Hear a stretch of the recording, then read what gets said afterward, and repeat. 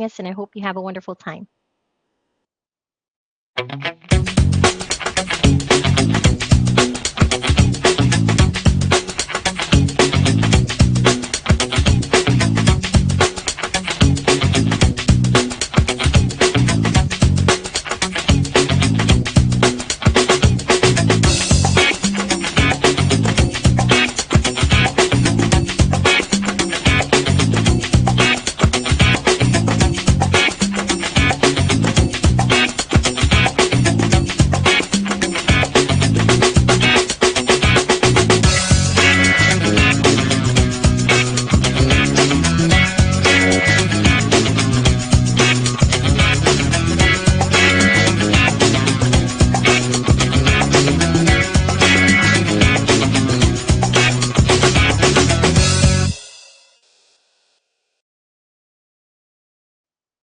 Hello, everyone, and welcome to our panel. My name is Melody Gracia, NX Unite team member at Nexus Marketing, and your moderator for today's panel. Today's panel topic is financial foundations, setting your nonprofit up for the future. And as usual, before I introduce today's panelists and we jump into this fascinating topic, I do have some quick logistics to cover. NX Unite by Nexus Marketing serves as a powerful community resource designed to foster connections and facilitate lasting relationships within the mission-driven sector. On NX Unite, you can find upcoming industry events, suggested influencers to follow, trusted solutions, and cost-driven podcasts. NX Unite also hosts webinars, demos, and of course, panels with experts such as these lovely folks with me here today. Today's hour-long panel will include time both for questions curated by my team and questions from you all, our fantastic audience. At any time during the panel, please feel free to submit your questions via the chat, and we'll spend the second half of the panel addressing as many as we possibly can. Finally, before I introduce today's panelists, I want to thank you all for attending this panel. Whether you're attending live or watching the recording, we're very excited to be in touch with you, the mission-driven community. So thank you for taking the time to be with us today to learn from these outstanding experts who I will now finally introduce. I'd like to first introduce Fred Wiesman, who is the CFO Strategic Advisor at Jitasa. He has over 10 years of financial management experience in nonprofit organizations. His previous role as Director of Finance spreads across multiple organizations. This experience has given Fred an opportunity to lead fiscal responsibility among a wide spectrum of programming. Fred, thanks for joining us. Happy to be here. Thank you.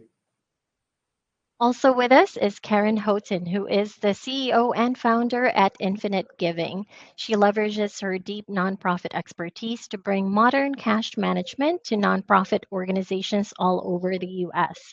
She advocates for organizational sustainability through better financial management, strategic access to curated investment practices, and increased talk, crypto, and DAF giving.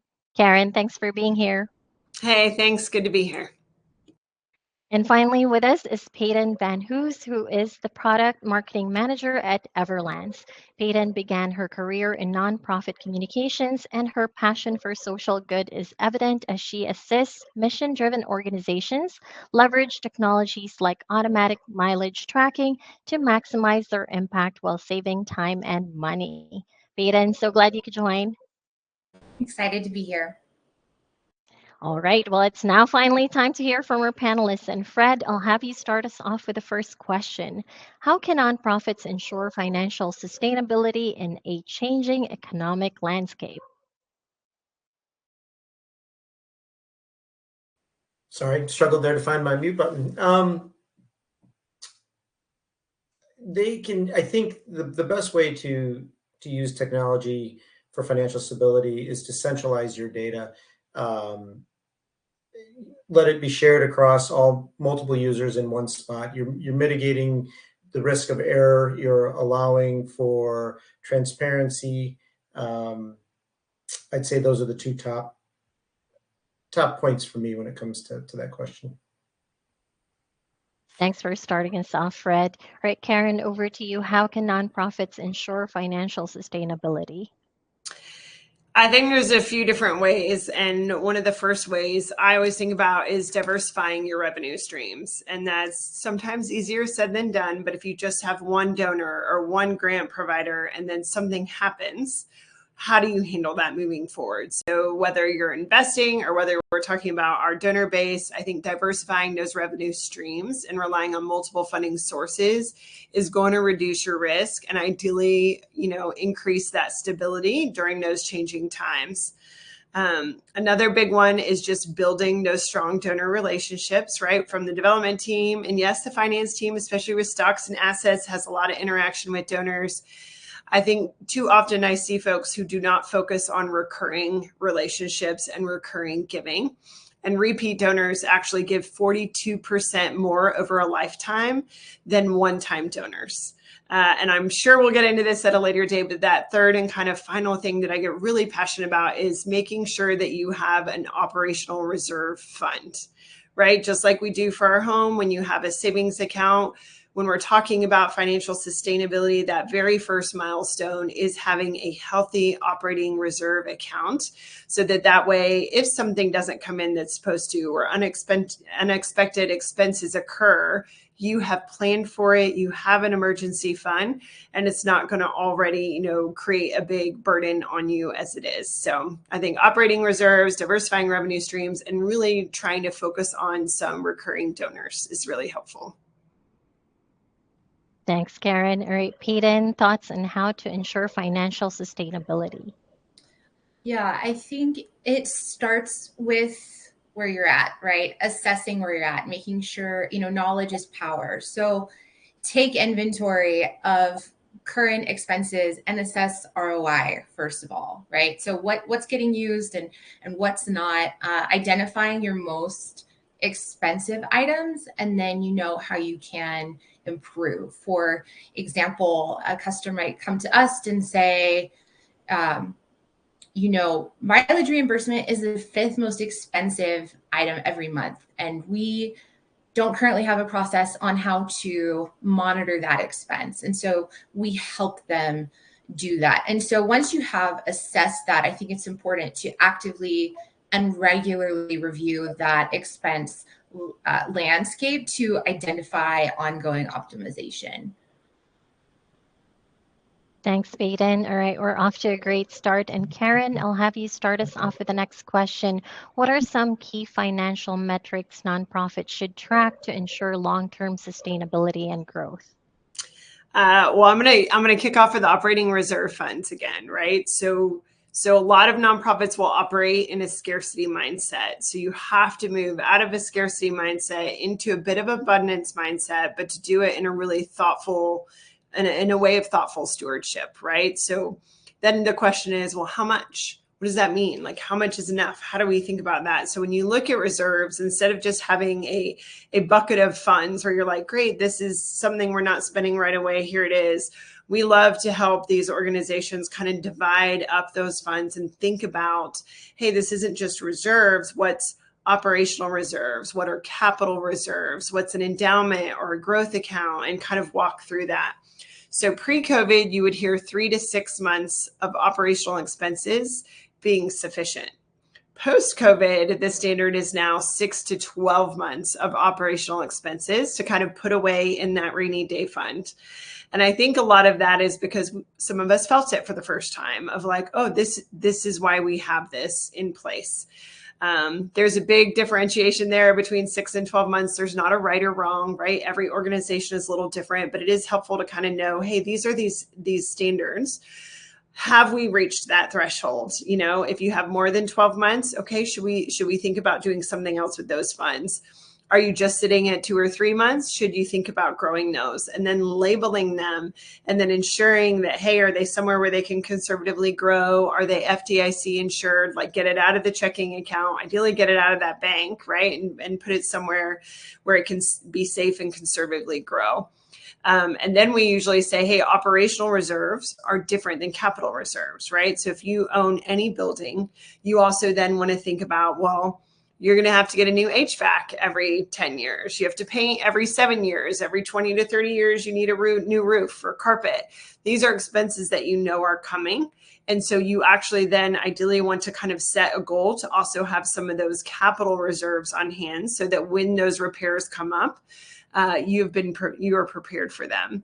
So those would be some of those key financial metrics, is making sure that do you have reserves? And then kind of thinking through what's enough. Is 6 to 12 months, like where do you fall in that metric? What's right for your organization?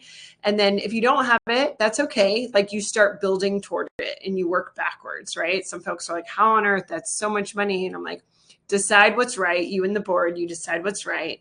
And then you can work backwards into it and say, great, every year we want to try to get 3 months of reserves until we build over 3 years and have what we feel we're comfortable with.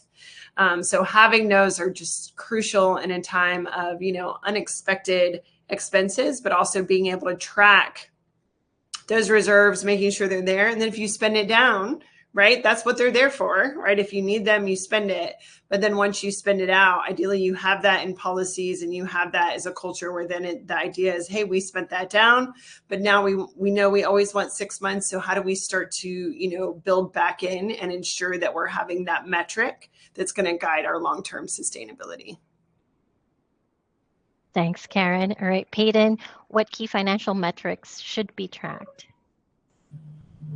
So the way that we serve our nonprofit customers is primarily, through our technology, right? So you're going to hear me say the word optimize a lot. And so administrative overhead is a big one for our customers. Nonprofits will come to us and, for example, they may have hundreds of employees who are on the road and they are keeping track of mileage on spreadsheets, and their small finance team is trying to manually review, hundreds of reports every month. That's a full-time job right there, right? And so that's simply not sustainable. So they'll come to us and we're able to help them with technology. So I would evaluate those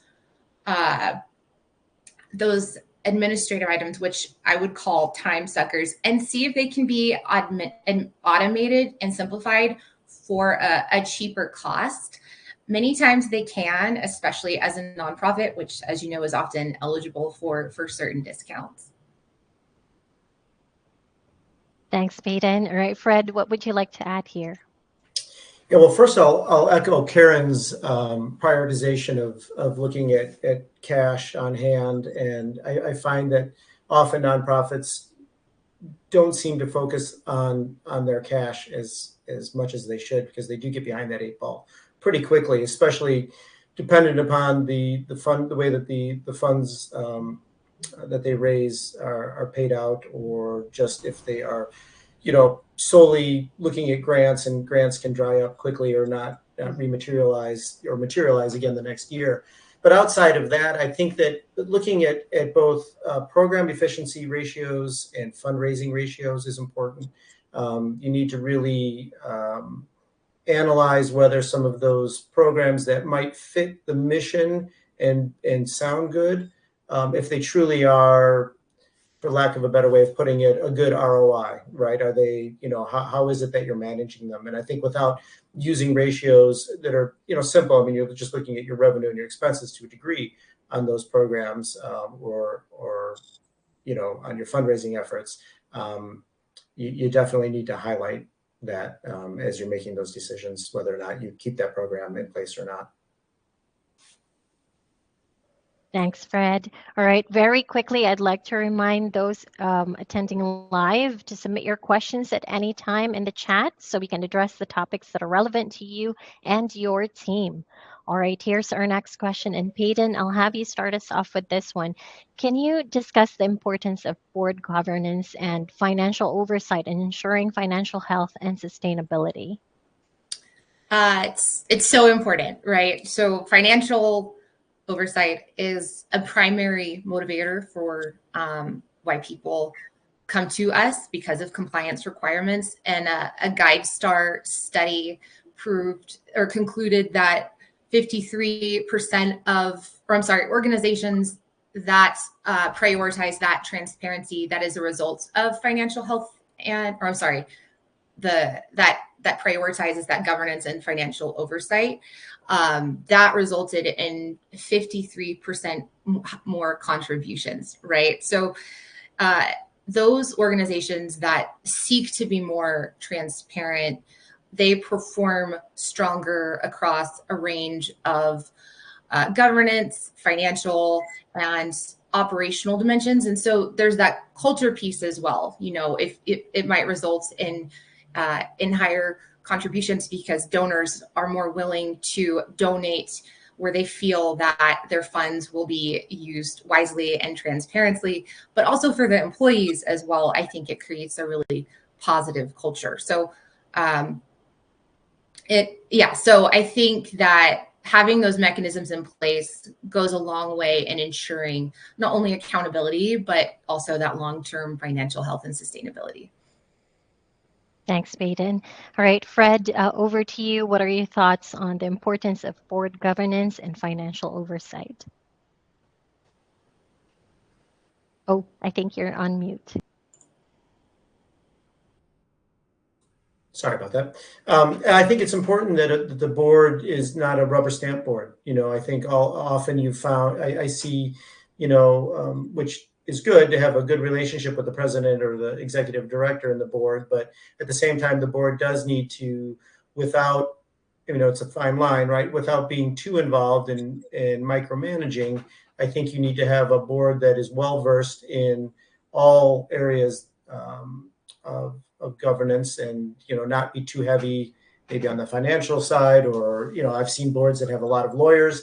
Those are great and they're wonderful resources. But you need a broad spectrum of backgrounds and experiences because together, collectively, those really do make a difference when, trying to analyze an organization's finances, because they'll look at and maybe understand or interpret some of that data differently than the individual sitting to their left or to the right. So aside from that, I think the board should be held accountable when it comes to their individual roles in governance.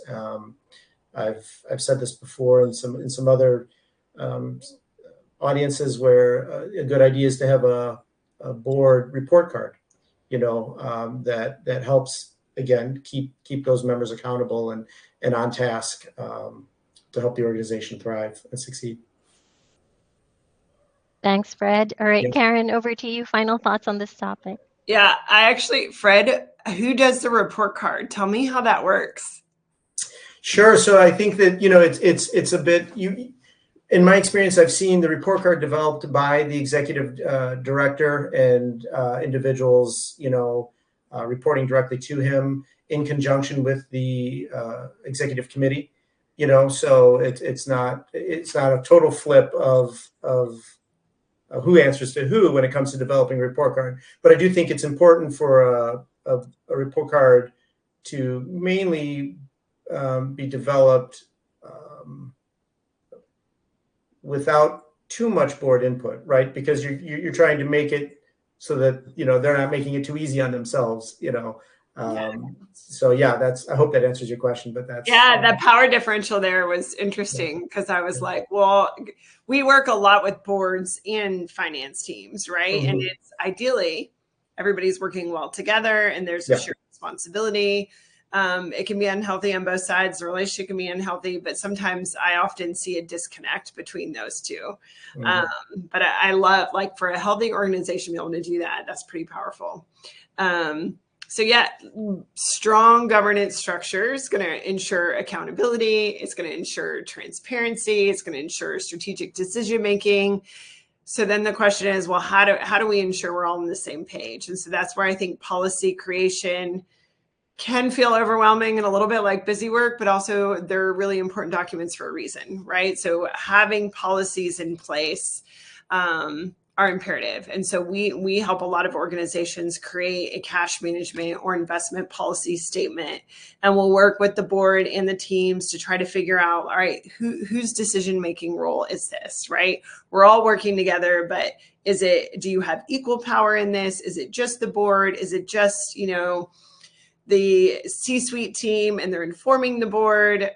So I think there's a lot of kind of power differentials and ways where an unhealthy board can pass the buck, right? Where it's like, well, it's actually this person or that person. But if you have really clearly defined roles and policies, then that allows them to work together in a really healthy way.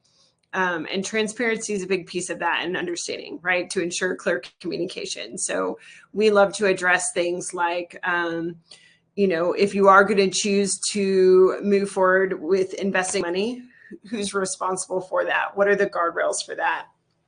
I had one nonprofit client the other day, and they were trying not to go over the FDIC coverage, right? So we do that too, where it's like, hey, don't have 5 bank accounts, right? Like, have your operating bank account and do an FDIC sweep program, so you can have coverage up to $5-10 million, right, in one account. And then you're just streamlining your finances. You're making it really easy. And their board knew FDIC coverage was important. So they were like, you can never have more than $250K in your operating bank account. Well, those monthly expenses for that organization were $350K. And so the board had wonderful intentions, right, of doing best practices. But when you talk to the finance team, they were like constantly trying to move money in and out just to cover bills. So when we're creating a policy, I was just like, hey, this is good intentions gone awry. Like we're creating busy work for you, right? So it's like, we need diversification, but how do we do that? So all that to say is that when you're defining how these rules work and kind of best standards, but then how they apply to you, I think those board governing documents can kind of help align everyone and delineate some of these things. I will also say it should not be a huge document. I've seen investment policy statements that are 50 plus pages. I've seen 1 page. When we write them, we love like a 3 to 4 page document.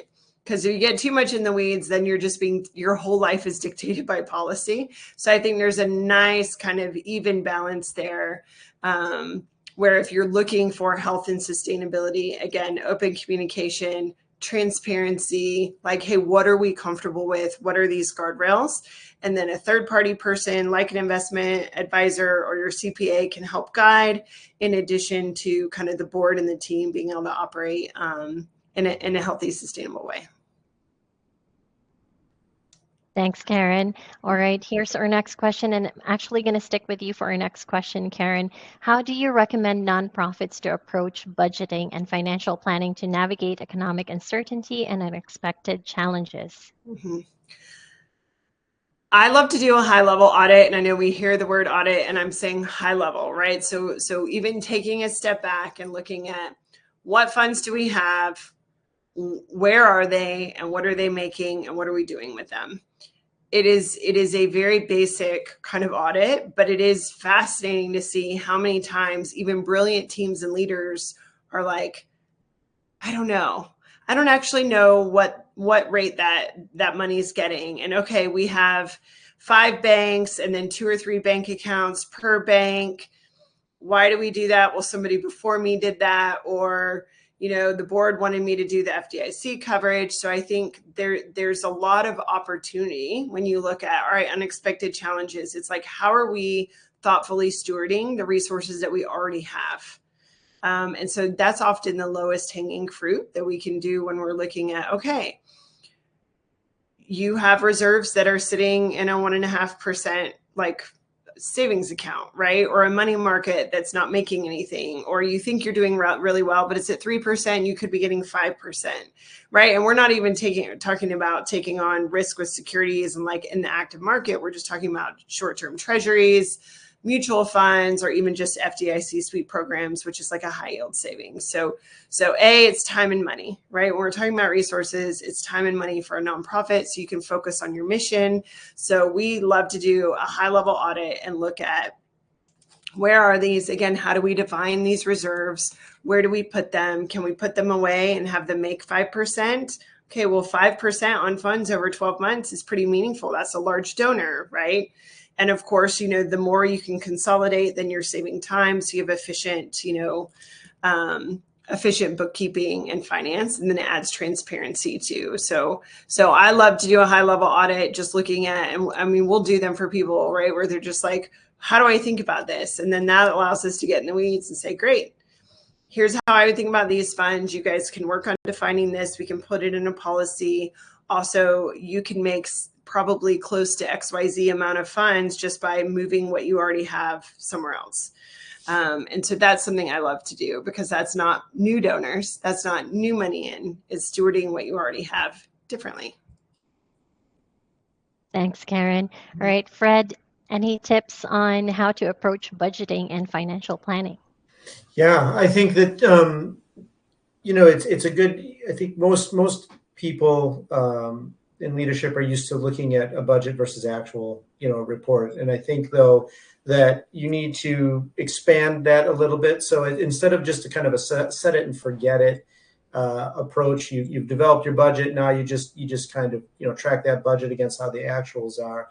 I think you need to, without, I'm not one for revising your budget to match how your actuals are landing, but to revise maybe the projections within that budget. So continually annualizing and do this in conjunction with a cash flow projection as well, looking at what did you project or what did you budget, look at those actuals, and then continue to try to see a trend in whether or not you're actually projecting, whether it be cash flow or your budgeting appropriately, right? So maybe try to explain that a little bit better would be to say, if you've got your budget and your actuals, your budget obviously is going to go out as you set it for the months going forward that have yet to experience any actual expenditures or revenue. But you might want to add another column within that spreadsheet, so to speak, that is a forecasted budget based on that historical actuals. Again, so just to give you another layer to analyze and help, I guess, determine whether or not your budgeting process and or your cash flow predictions are actually valuable and good, for lack of a better word. I think that you need to constantly be analyzing. Don't just kind of be happy with or dissatisfied with the way actuals are playing out and think that there's nothing you can do about it and that the budget now is completely irrelevant because maybe things are completely going off in a different direction than what you planned. I think you can, without again repeating too much, revise a budget without officially revising the budget and then move forward from there. Thanks, Fred. All right, Peyton, what would you like to add in terms of budgeting and financial planning? Oh, sorry, you're on mute. Whoops. I liked Fred's comment to always be analyzing, right? And also I liked Karen's, like, taking that high level audit, right? It doesn't have to be scary, but for me, I would focus in, on variables that you can control or predict, specifically with vendors, right? So you should review your existing or pending agreements with those vendors or suppliers, and be aware of any automatic price escalations, termination clauses, or renewal requirements that could lead to unexpected cost increases down the line. I hope this is not standard practice in other industries, but I have seen in our space some of our competitors will give surprise price hikes as much as like 22%. And so it's good to be very mindful of that and, budget accordingly or get an escape plan and consider other options. And then secondly, I would suggest considering how nonprofits can become more asset light where feasible. For example, if nonprofit or if companies choose to purchase company cars for employees, but that key program gets defunded, then and staffing has to be reduced, those vehicles don't automatically disappear, right? The nonprofit is stuck holding onto that asset. So just continue analyzing, see where you can be creative, where you can reduce costs and liability. Thanks, Baden. All right, this is the last of my questions before opening it up to our wonderful audience. So if you have questions for our panelists, please drop them in the chat and we'll get to them during Q&A. All right, here's our next question. And Fred, I'll have you start us off with this one. What are some common financial challenges you've seen nonprofits face, and how do they overcome them? Yeah, I think a big one as an example would be if you are in a fee for service contract and you're essentially facing a bidding war against some of your other competitors there in the nonprofit world. Um, the want is, of course, to be have the most favorable bid and the most favorable rate, but you can get caught up where if it's a multi-year, contract. I'm specifically speaking to, say, it's a government contract here.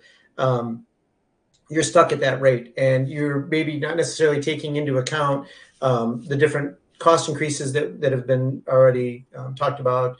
The idea of maybe giving some of those individuals that are in that particular program sufficient raises, so on and so forth. So I think that nonprofits need to um, be have a competitive mindset, that if using that specific example, you're no different than any other business out there. You just happen to have nonprofit as a descriptor, right? Out, to a degree. I mean, you still should run that business competitively, run it as lean as possible, but also be realistic in the example that I gave in those rates. And if it doesn't make sense, then don't do it, and move on and be okay with that decision. I think that is one way to, help overcome any financial challenges. And the other one is to go back to how Karen opened up this whole panel discussion, and it's cash, right? All too often, cash is an issue. It may be they're leaning too heavily on one funding source. That's a big, no. I mean, it might have been a long-standing relationship, but you can't take for granted that that's going to be there the next funding cycle. And so, yeah, just always be cognizant of your cash position. Thanks, Fred. All right, Karen, over to you. What are your thoughts here? Yeah, funding shortfalls are not uncommon, unfortunately. And I found a data point that said 45% of nonprofits experience funding shortfalls due to over-reliance on a single funding source, right? So if you get a grant, and we help clients receive massive grants, right? But they're not a guarantee, and we can get really comfortable with those. So being able to grow into larger types of giving, I think, in diversifying that funding source, like we talked about, and building those strong donor relationships can really help mitigate that. And even, amplifying and kind of creating greater access to asset giving. It's a lot of us are like, okay, I need more donors. I'm going to, take credit and debit, which we should all be doing that for the most part, right? But then it's like, well, what about stocks? So I think another common kind of challenge that a little bit more development, but also finance, where it's like, it's a chicken and egg problem, right? Well, no one's ever asked me about stocks, so I don't need it. And it's like, well, are you providing the infrastructure and the marketing and the education around the tax efficiencies to allow donors to easily give you those types of gifts, right? If you can get those, average online cash gift is $128. The average stock gift is $8,000. A lot of foundations like to give stock gifts, right? We processed $500,000 one for a client this morning, right? So it's like, how are you making it easy and tax efficient for those donors to do that? And then marketing that and kind of letting them know. That also helps kind of curb those funding shortfalls. If it's like, hey, maybe you were going to give me a quick credit card gift, but if I can save you on these tax efficiencies or ease of a larger gift, then they can consider you.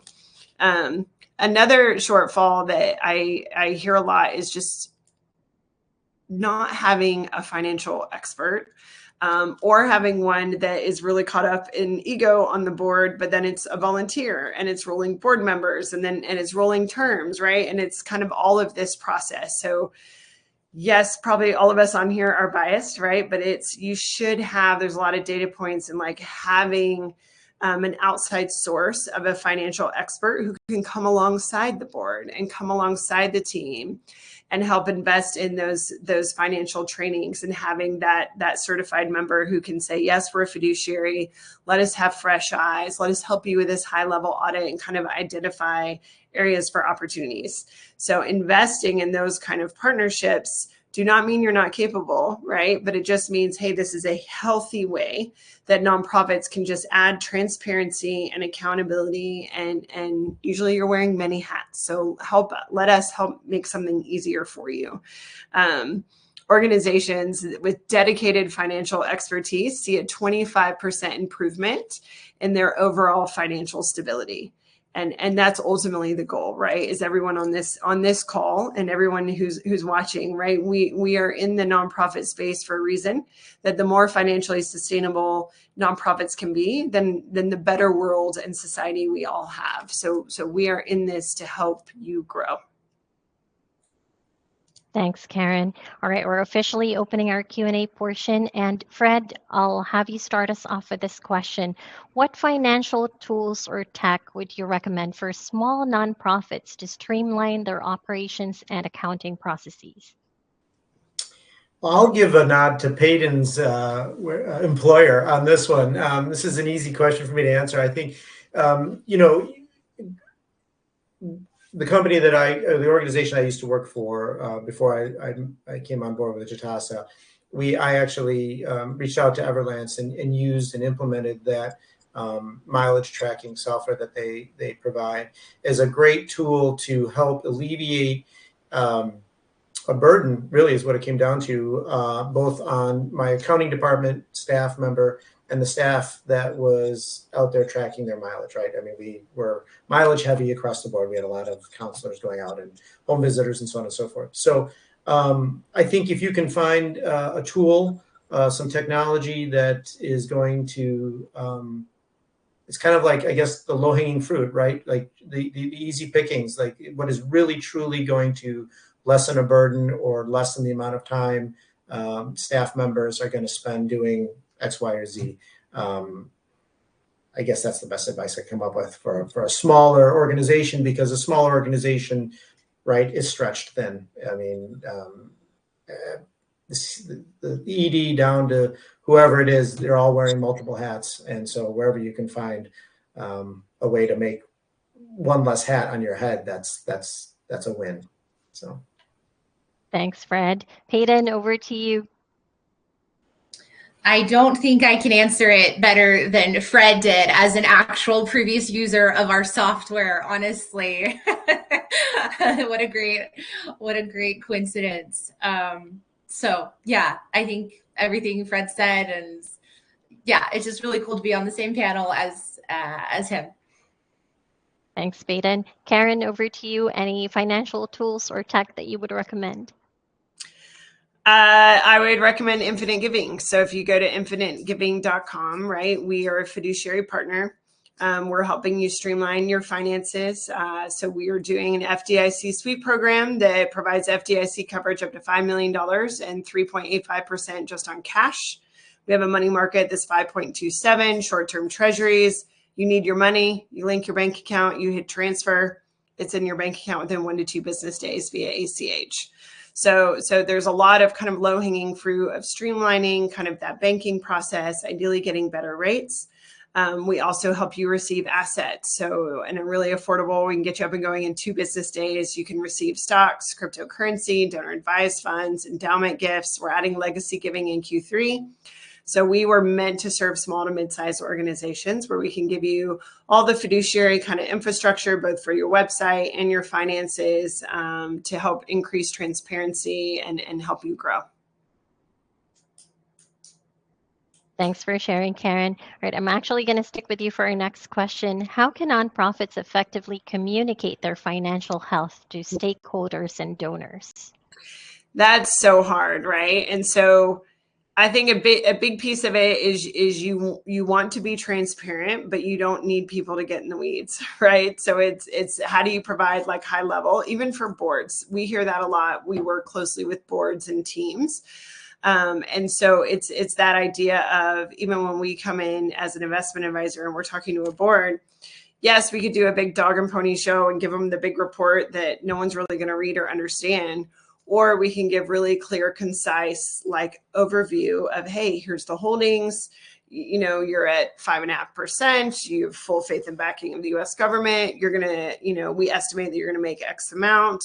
Here's where these funds are. Here's how we're thinking about the market, right? But you want to do whatever you're communicating. I recommend doing it at a high level, clarity, accountability. And then, of course, if anyone wants to jump in and get in the weeds, you need to know your stuff, right? You absolutely, like, let's get in there. But I think too often we see big, complicated spreadsheets and things that, especially the board, they're volunteers, right? They're not going to take that time usually to kind of get in and get into the weeds with you. So I think you want to be clear, and then have an ask. I always say have an ask. Like when you're working together, be really clear on like, hey, here's where we're thinking. What do you think about this? Or here's 2 ideas. What do you think is the best path forward? And then kind of giving them direction on how they can best kind of come alongside you and guide you in that is usually quite fruitful. Thanks, Karen. All right, Peyton and Fred, any thoughts on how to effectively communicate financial health? I think that it's you want to understand who you're speaking to, right? Like stakeholders may have different interests, and Karen is right. You don't need to give them the whole pie, right? You need to understand. Of course, you need to know your stuff, but you don't necessarily have to overwhelm them. And I think it's also important that internally that data is very accessible, so that when those questions do come, that you are prepared, and that you have processes set up in place to where that it is streamlined and remains accessible. And of course, I mean, I'm thinking of our software. We have some detailed reporting, and it's automated, and you can easily download it, you know, within several minutes. And so I think it's make sure it's accessible, know who you're talking to, and then have internal processes in place where it's easy to access when it's needed. Thanks, Peyton. Fred, any thoughts here? Yeah, I got lucky here being the third one to answer this question, because Peyton and Karen did a great job. I don't have a whole lot to add to that. They've covered, I think, everything quite well.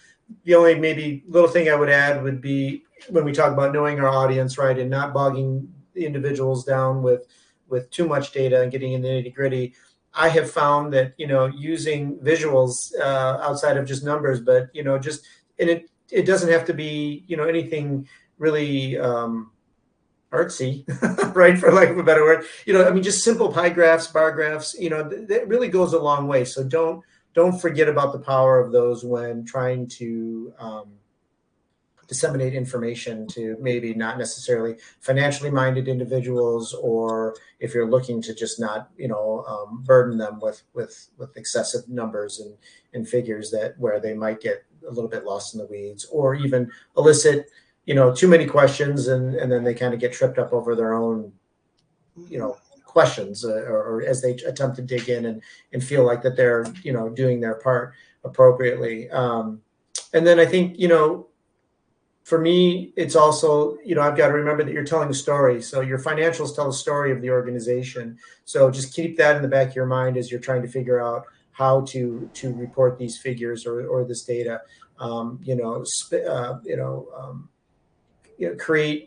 Create a story behind those numbers so that it's more relatable and they understand what it is that you're trying to convey. And that's where that high level audit is so important too, because I think we'll get into budgets and we think about we're fundraising money, but you can't just bring money in. You also have to manage it, right? And so if you're just focusing, like Fred talked about earlier, he's like, you just budget, but what's the actual, right? And then even that high level audit of like, okay, yes, we have money. Where's the money? What's it making? Like I would say 2/3 of the time, and that's being generous, is probably a lot more than that, but we'll say at least 2/3 of the time when I talk to folks, they're like, I don't know. I don't know what we're paying our advisor fees, or I don't know what we're paying the foundation, or I don't actually know what we're currently making. And that's not, sometimes it's hard to find out, right? Financial institutions hide that, right? So it can be difficult, but I always just say, call them and say, hey, and then you can actually compare apples to apples. And that high level information can be so powerful, because all of a sudden now you're taking the board of saying, hey, I saw an opportunity to increase and grow an extra 2% and increase our FDIC coverage by being here. All of a sudden you're a hero and you're making your life easier. And then you're also consolidating, which is increasing transparency and accountability as well. So again, it doesn't have to be complicated, but kind of looking at that high level audit helps you, kind of empowers you in communicating those things as well. Thanks, Fred and Karen. All right. Here's our next question. What are some best practices for diversifying revenue streams beyond traditional fundraising? And Karen, I'll have you start us off with this one. Yeah, I've mentioned a couple of them, but I think recurring, right? So make sure you're not just doing one time, but recurring. There's a significant increase in the overall amount that a donor gives if they're doing recurring. My husband and I do a lot of that. We just set it recurring, and then we just go, and we know, and we can plan for it and budget it. Asset giving is another big piece of that, where, you know, when a donor is giving you stock, please never ask a donor to sell the stock and give you the cash, because, right, that means that they're paying capital gains taxes. They're going through that whole process. So you're losing 30% of your, upwards of 30% of your donation just by telling that donor to go do that. And then the donors also having to give that portion that they wanted to go to you, to the government, and then they're also getting a smaller deduction. So there's a lot of tax deficiencies when you look at donor advised funds, endowment gifts, even when you're looking at, you know, stocks, cryptocurrency, right? The IRS treats crypto like a security.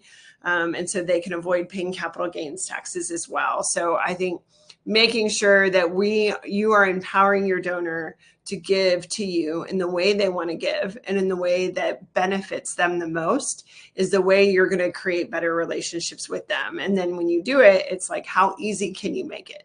Right? So reduce that friction, make it easy for them, have the infrastructure so that when they come to you, you're educated to use, yes, we can do this. And yes, here's, you know, for us, we do automatic liquidation, braided donation receipts. We get it on your website. We provide advisory support. So we do all that for you. So all a nonprofit has to do is be like, great, we get on the website and we handle everything. But now all of a sudden, you're able to enter into relationships and conversations where, yes, you have the ability to do this. Or if you're already doing it, you're probably like, oh, have you ever had that time where a stock gift came in and there was like no name attached to that? And everyone says yes, because the financial system does not connect names to stock gifts. We can solve that.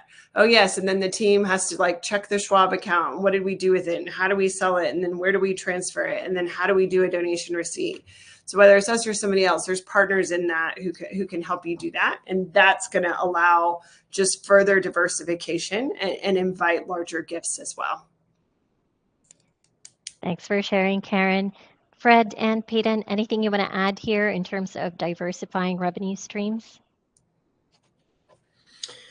Yeah, I mean, it just comes down to, you know, if you're heavy on donors to fund your programs, then you need to look to grants. Need to look, you know, for something that I think what Karen had mentioned, you know, multi-year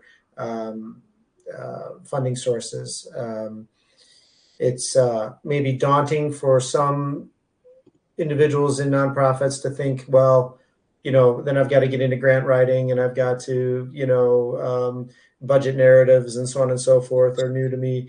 You know, it's not that hard at the end of the day. I mean, you know, your organization, you can, you know, definitely tell your story and tell, you know, what each particular individual is doing in those budget narratives to support the ask from that grantor.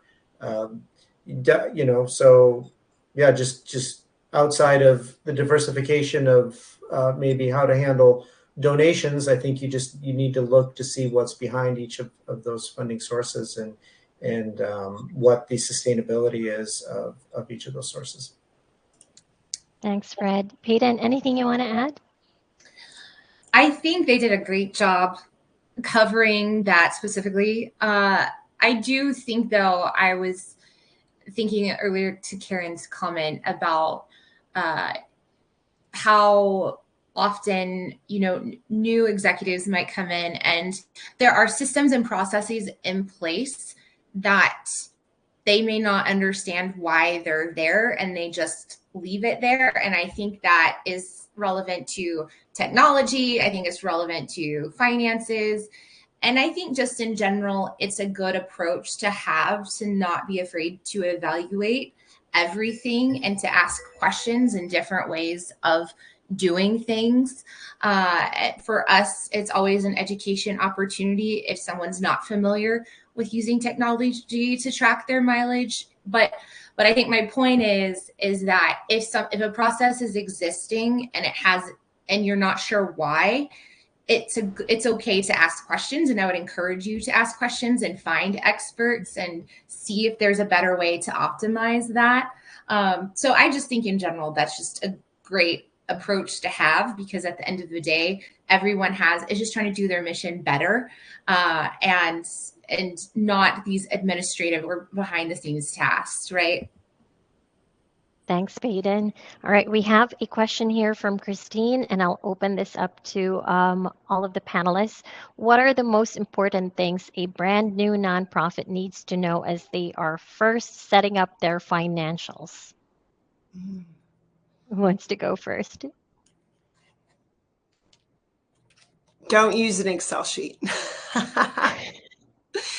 Just kidding. I know a lot of people do that in the beginning, right? But it's just not scalable. And so I think finding your good accounting, or somebody like Fred at Jatasa, right? Like finding those strategic partners who can help guide, even if you're going to DIY it, right? It's like, okay, well, how do we set up QuickBooks, right? Even if everyone's like, oh, QuickBooks is so easy. If that's not your skill set, that it's not that intuitive, right? You need an expert to come along and say, great. So I would say just it doesn't have to be overcomplicated, but putting in a solid foundation for not only where you are now, but I always say vision where you're going to be. Like, you don't want to build something for the moment that you're in, especially when you're starting something. You want to build something for where you expect to be in the next 1 to 5 years, right? And yes, you can grow and change and all of that. So maybe I shouldn't say 5, but like in that building, like vision out, okay, if you're going to bring in X amount of dollars, do you want to bring in a stock gift? Well, what's a really affordable, easy donation page, right? Is PayPal going to do it for you? Or do you want to be able to come in and have a bigger infrastructure?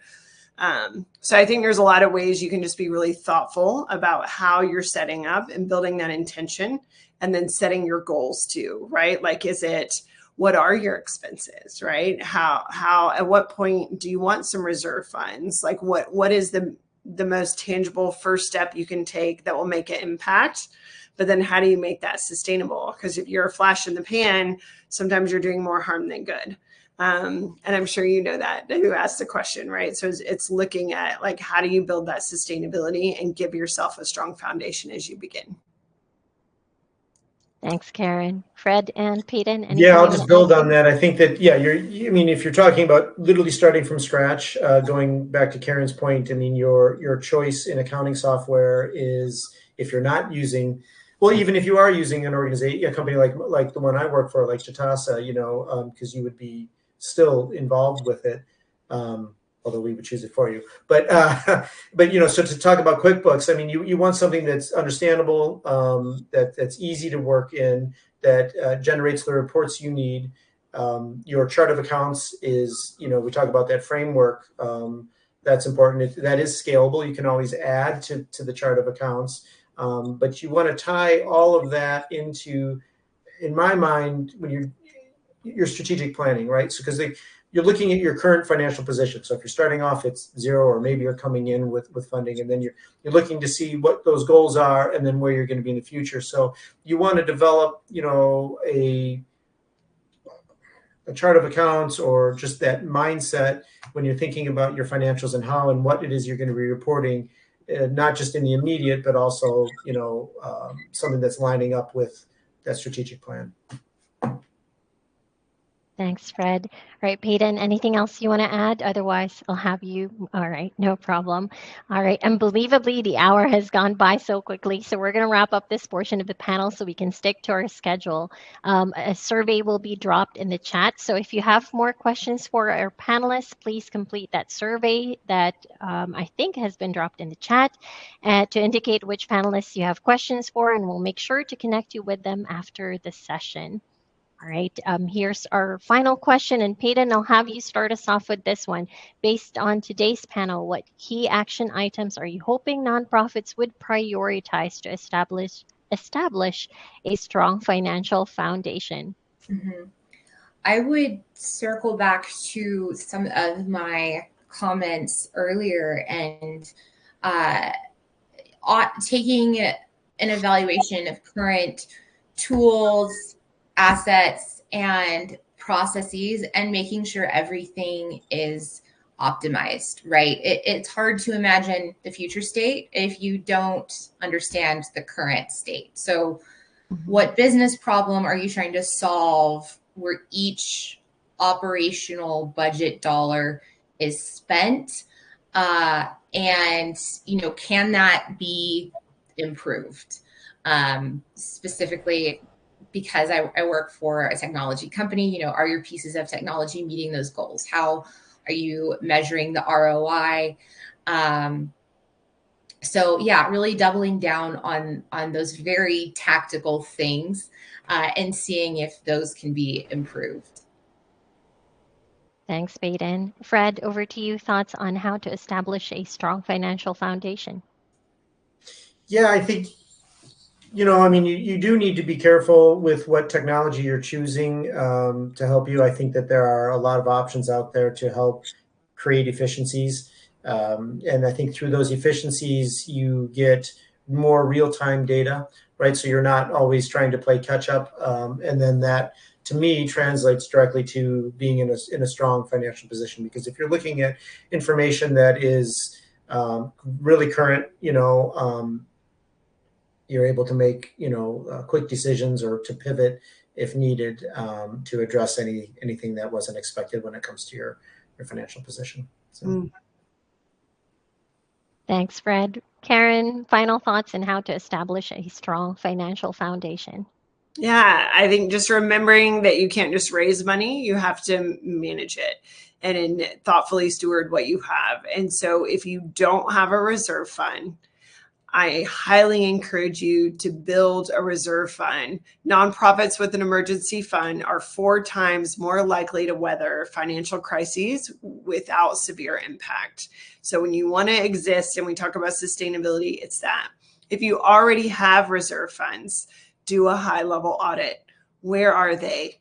Are they in an FDIC sweep program? What rates are they getting? Is there a better place where you can streamline? If you have more than 2 bank accounts, you don't need to be making that difficult. And if we can help you at Infinite Giving, we would love to do that. Thanks, Karen. All right. And with that, we have reached the end of our panel. And I want to give a big thank you to our panelists for sharing their insights today. I also want to give a big thank you to our audience. Thank you so much for your time. And I hope you enjoyed yourself and learned something that will benefit the work that you do on a daily basis. We have a packed few months of panels ahead of us, and I hope that you will join us for them. Keep an eye out on the NX Unite community platform or in the NX Unite LinkedIn page to make sure that you don't miss out on any of these. All right, that is it for me. It has been a pleasure speaking with you all. Thank you once again and have a nice rest of the day, everyone. Thank you. Bye. Thanks, Thank you. Take panelists. care. Bye.